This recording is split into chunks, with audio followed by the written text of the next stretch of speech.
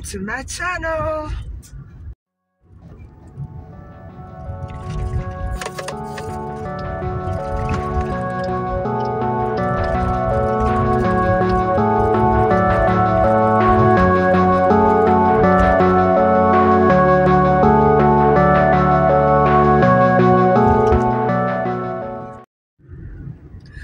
Hi guys, how are you doing? I'm on my way to pick up a few more items that I neglected to pick up yesterday due to the fact that I had so many heavy items, and I didn't want to put any more burden on that. It took me so long to get those things upstairs, but I'm just going to pick up a few lighter item things today, and I just don't like running out of stuff. I want to make sure I have enough to tide me over, plus, and so it's 7:30 right now. I waited deliberately because there was a lot of traffic today. It's Wednesday, and Wednesday and Thursday are very heavy traffic days in my city. And so, I just decided to quickly wash my hair and step out. Maybe I'll get a walk in. I'm not sure. I do have my jacket with me. It's about 19 degrees today. It's not suffocating, so it's beautiful for a walk. And after that, I will definitely head out to the Walmart and pick up those few items that I'm looking for.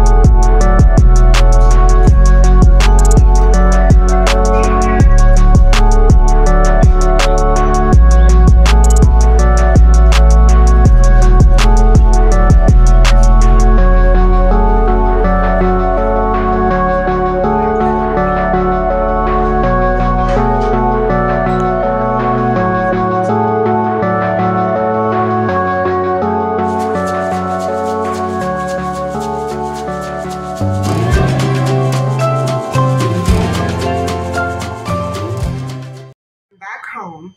And unfortunately, I skipped the walk tonight. It was such a beautiful night for walking and much warmer than it was yesterday. As I recall, it was quite cool as early as 3 o'clock in the afternoon.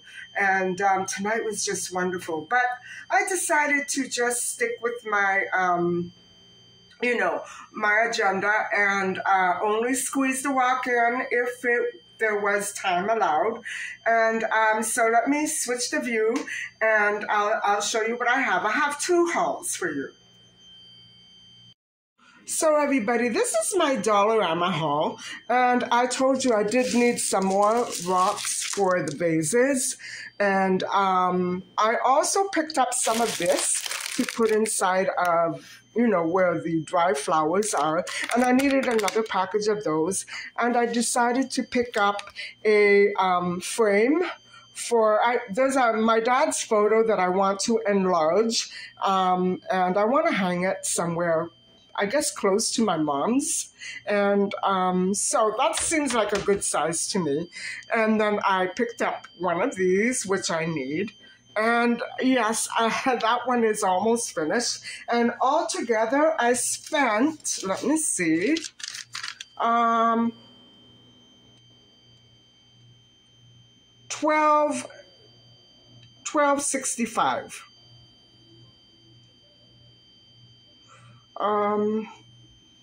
Yeah, $12.65, I guess. No,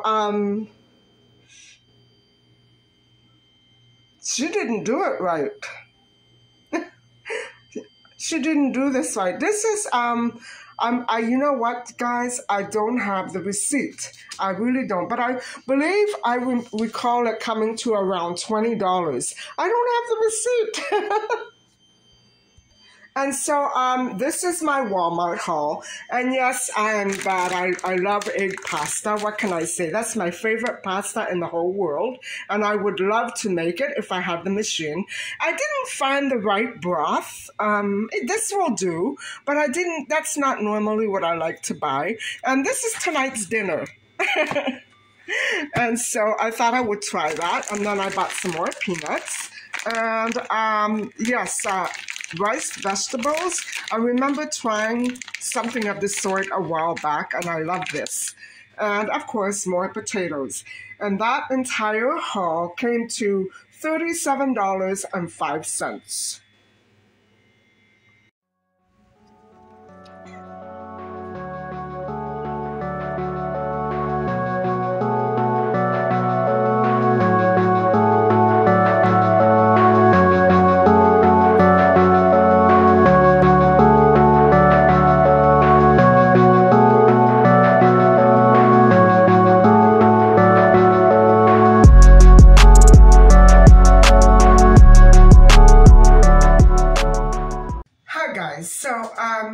Welcome to part 2 of the search for Eric Lars Folk and John McCormick, who vanished on August 24th, 1981. And so where we both left off was that the boys had gone missing. Eric went over to the McCormick farm. We don't know why. The journalists can presume whatever they want. The parents can presume whatever they want. But we don't know why Eric went there exactly. I mean, not that there was anything mysterious about it. I don't think he was up. It was that he was up to no good. It was just a typical kid thing to do. Go out for a bike ride after dinner. And so, okay, so why did Eric go to the McCormick farm if he wasn't very friendly with Junior? So we're told over and over and over. Okay, well, let's assume he was going to see Kim, which would have been typical. He didn't know Kim wasn't going to be there. Yeah, okay. Now, one thing that I have to let you guys know was that the McCormicks did not have a phone in their farmhouse. And so it's not as if Eric could just pick up the phone and call Kim. They didn't have a phone. So there was a lack of communication here. And maybe that's part of the confusion, that everybody's assuming things and we don't know if it's true or not. So Eric didn't know Kim wasn't there. Then Dave tells us that we're going to get into this now. I've already gone over the fact that Dave was supposed to come home that day, and he didn't. He came home the next day. And so what happened was Eric went to get Dave, and Dave wasn't there at the farmhouse with Junior. So Eric left. Now, okay, Dave is telling us this. And so if Dave wasn't there, and then Junior and Eric disappeared, how does Dave know this? Maybe they had spoken before and said, okay, Dave, I'm going to go and I'm going to drop by the farm tomorrow when you come over. So I'm not sure if Eric was aware that Dave, it says Eric went to get Dave and then Eric left because Dave wasn't there. But this to me is a little sketchy. I think this is where things start getting really tangled. And there's a lot of subterfuge and there's a lot of half-truths and not very clear truths. And so, whatever. We don't know how Dave found out about all this. How did he know that Eric left? Did Eric call him after he disappeared? I don't understand it. This is, very similar to the situation at the door with Joyce and the Louse folks. It doesn't make too much sense, you know what I'm saying? So, in any case, the police came at midnight and left at midnight. That was fast. It's just a story, guys. Somebody botched it up. However, the police did conduct a very intensive ground search.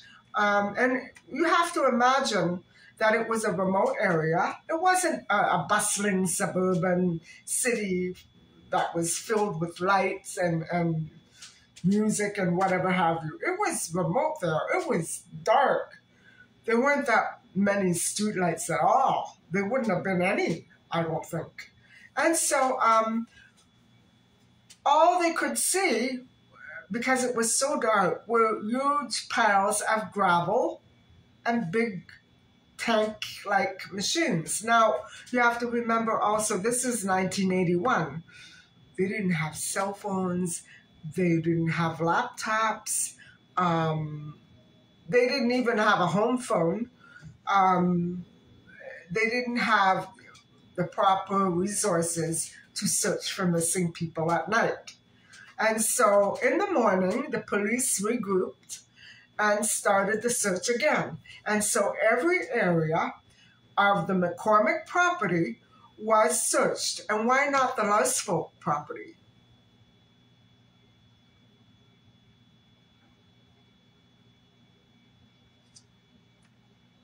I don't understand that part. You know what I mean? Especially since, Dave is doing a lot of the talking and he wasn't even there when it happened, allegedly. He said he was supposed to come back and then he said he didn't come back. Maybe he did come back. How do we know? There's a lot of red flags in this story. It's really difficult to tiptoe over them, but I'm going to. So, every area of the McCormick farm and property in the fields was searched.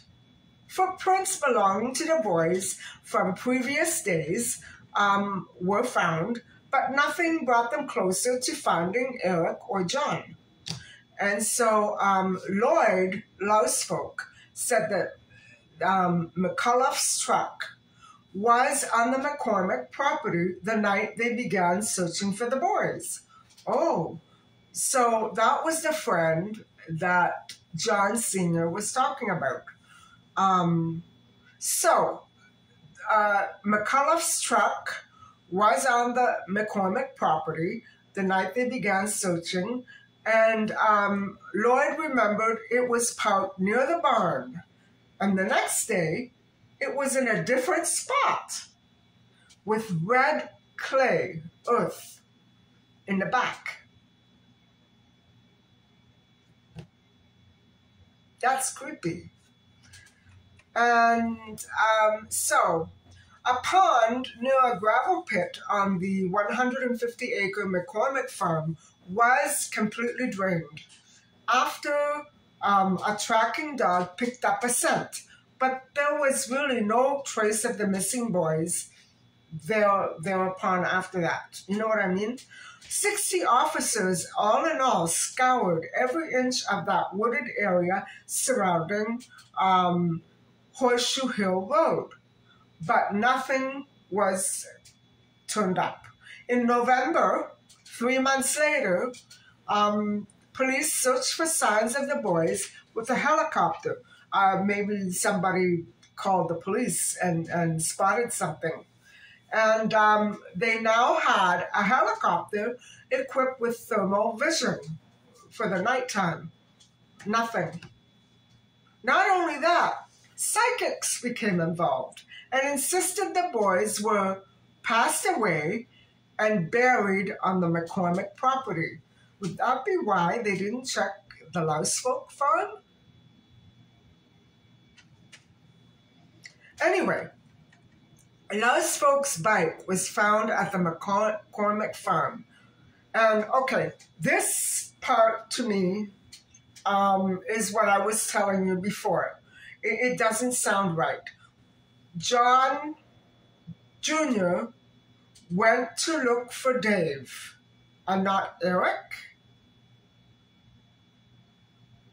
Eric went to look for John and John went to look for Dave. You know what this is what I mean, guys. I understand that they're trying to say that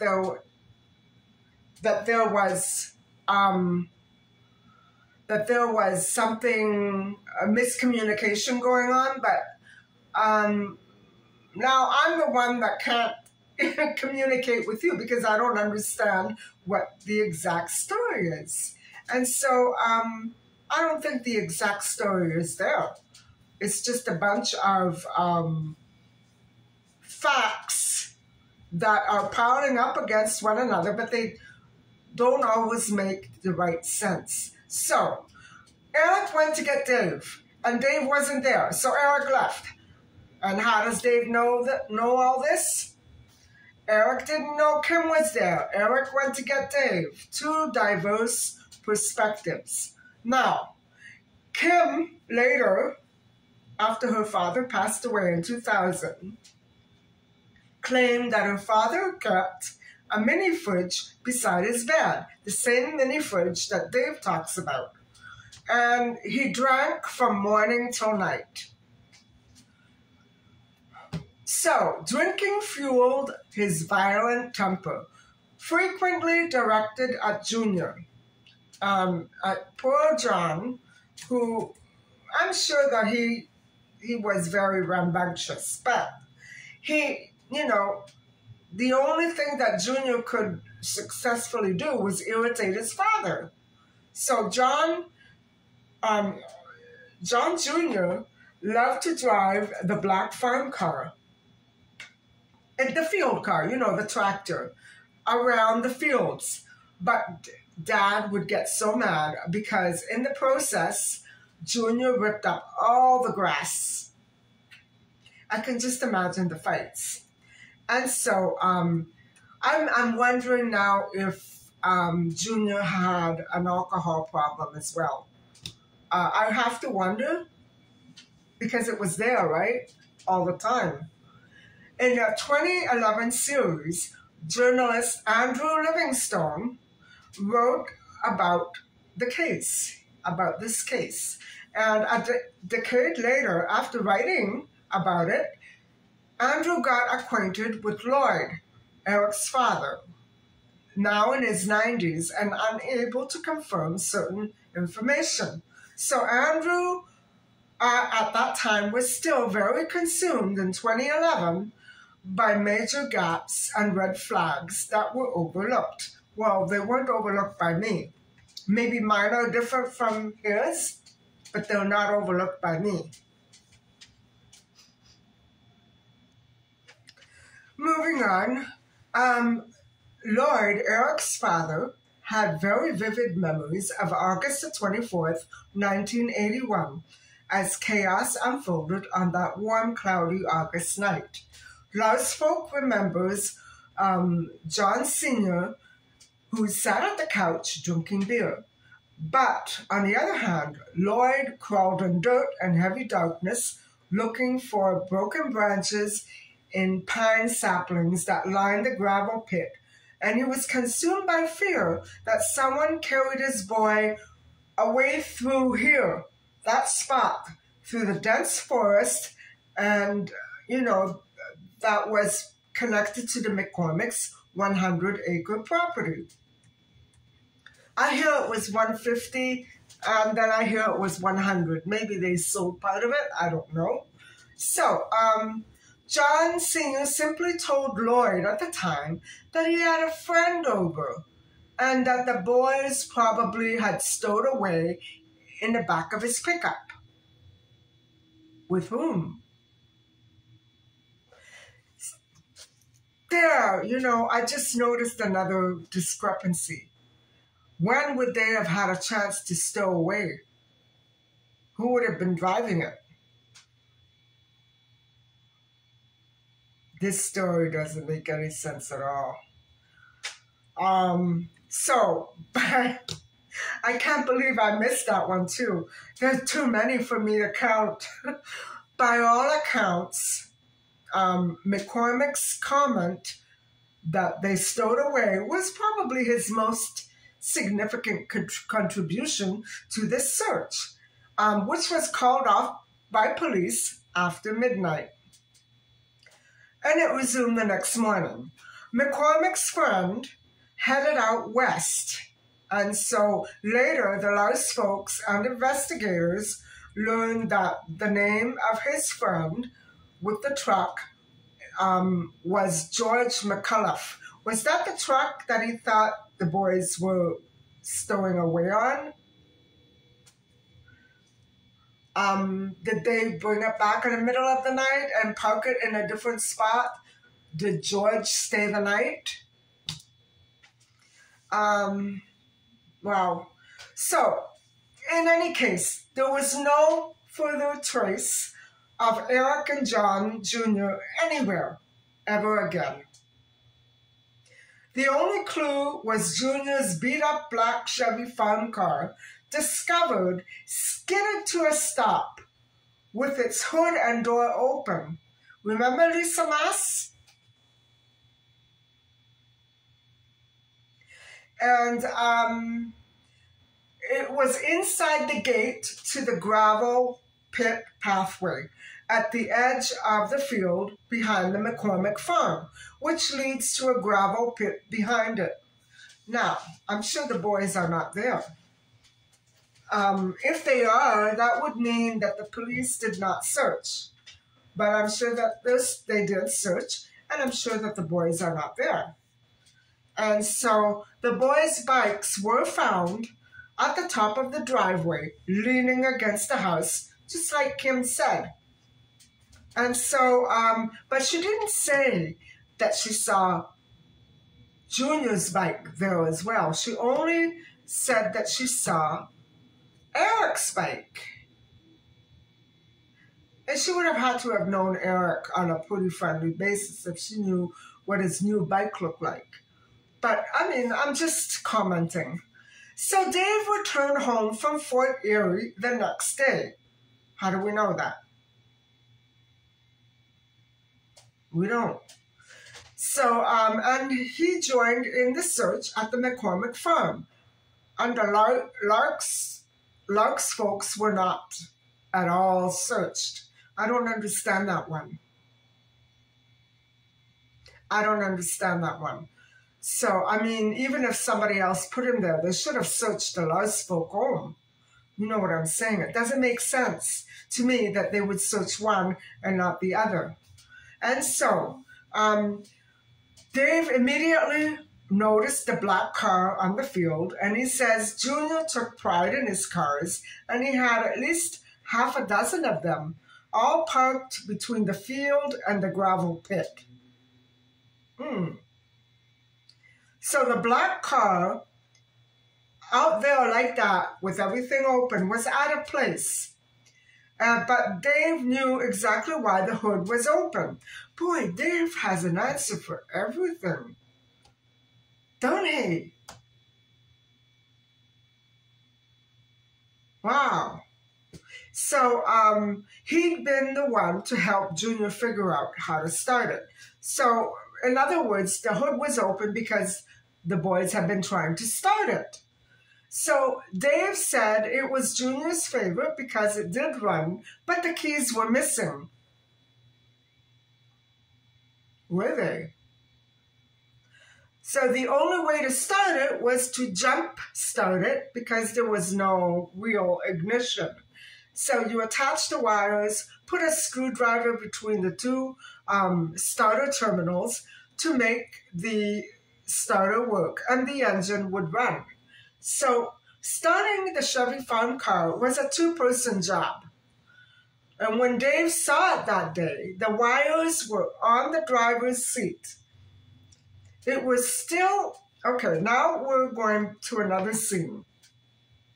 That was that scene. Let's move on to Paul Lalonde and his wife, Maureen. So it's August the 24th at 9 p.m., and it's still light out. And that is when Paul Lalonde drove Kim home at 9 p.m. on August the 24th, 1981. Now, Kim's mother, Joyce, at that point, as I said in the other episode, she was still at work at 9 p.m. or probably on her way home from work. And so Kim, as I explained before, was immediately concerned when she saw one of John's old vans leaking oil on the driveway. And she wanted to find her brother to ask him to move it, but she couldn't find Junior anywhere. But she did find her dad. So Kim insisted that there was absolutely no one else at the house except her dad when she arrived home. So the Lalondes remember very differently. And it's quite shocking, actually. So although Paul Lalonde died in 2008, Maureen does recall, Maureen is his wife, what happened when they drove Kim home that evening.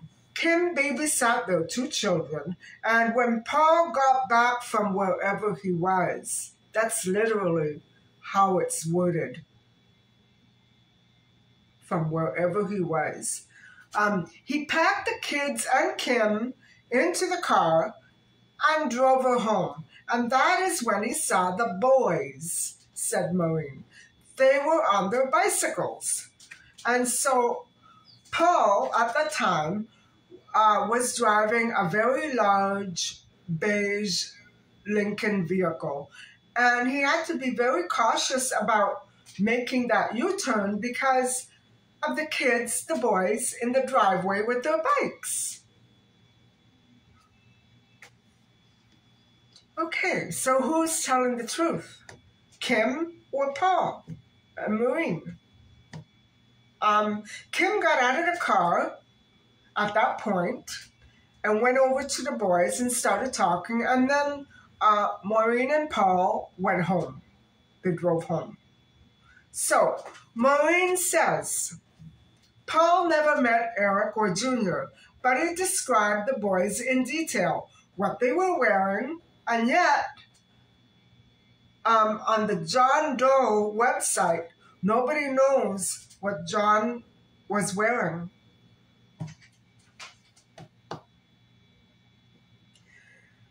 You know, what they were wearing. He described their bicycles. He saw them very clearly in the driveway, even though Kim denies it. So that is the same story that Lalonde told investigators in '81 and journalists in 2008. Maureen remembered Paul saw two boys. One had blonde hair and a page boy haircut. That would be Eric. But Kim told investigators, no, that's not true. Nobody was there except Dad. And so Paul Lalonde, the man that Kim babysat for, had this is a strange occurrence. He definitely saw the two boys on the farm that evening. And not at 6 p.m., not at 7 p.m., but at 9 p.m., guys. I don't believe that one. I don't believe that one. And where was he while Kim was babysitting? It makes me think that maybe he might have had something to do with it. I already suspect him and Dave. I'm sorry, Dave. I'm sorry. But your story doesn't make that much sense. I definitely see this statement as suspicious since the boys were never seen alive again. Not so much that Paul Lalonde said it, but also the fact, guys, that the police never mentioned it anywhere ever again. Why? Why? And just where was Lalonde when Kim was babysitting? Where was he? So a few days after Eric and John vanished, John Sr. said they ran away. One theory was that the boys left for Toronto's CNE and would be home in a few days. Well, as the weeks and months passed, it became very clear that that wasn't happening at all. And so nobody knows where that theory came from. Who began it? According to Dave, Eric had certainly never mentioned the CNE. And so investigators initially dismissed the disappearance as a case of two runaway teens, suggesting that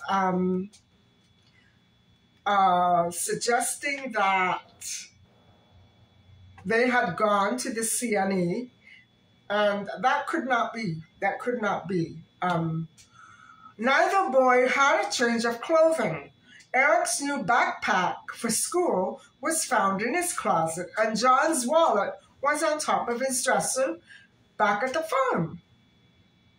In early newspaper reports, the Louse folks were steadfast in their assertion that Eric had never, ever hitchhiked and would never run away. Why would he? What is being covered up if he did? Dave says that his family didn't even have a phone. So it was Eric and Dave that didn't have the phone. Boy, am I mixed up in this case. It's a confusing case to begin with. And so Eric would not have had a phone number to call at all, or a phone. The McCormicks refused to speak to reporters, and those close to the case described the family's unwillingness to raise alarm and their silence as suspicious. And it was noted by the OPP. As days turned into weeks and months, the runaway scenario looked very sketchy. it fell apart, guys. So time marched on, and they considered misadventure and crime equally possible. So Lloyd did not think that they ran away, and neither do I. As Eric's 15th birthday passed and years dragged on, Lloyd Larsfolk hoped his son was alive, although the chances of seeing Eric again were pretty slim. He never stopped searching. Every year he returned to Caledon to look for Eric, because then later on the family moved. On the other hand, the McCormick family packed John's room a week after he disappeared. They just closed it right up. So it's unknown if John Sr. participated in searching at all in 1981. I doubt it. I doubt it. And so the McCormicks did not appear to cooperate at all with authorities or search with the other search team party for the boys. And so, guys, that is the end of our second part. And the third part is more detail that is very pertinent to the investigation of the case. But we're basically at the end of the case. There are no more real details regarding the timeline or anything else for that matter. We just have some background information on Larsfolk, no, not Larsfolk, on McCormick and his friend, but no facts, no discoveries, nothing. And it's amazing that this case it's a cold case, guys. It's a cold case, just like Robbie's. It's a cold case. Most of these, which occurred in the 70s and 80s, are cold cases. And so I'm going to leave you with this, and I will continue the next part again tomorrow.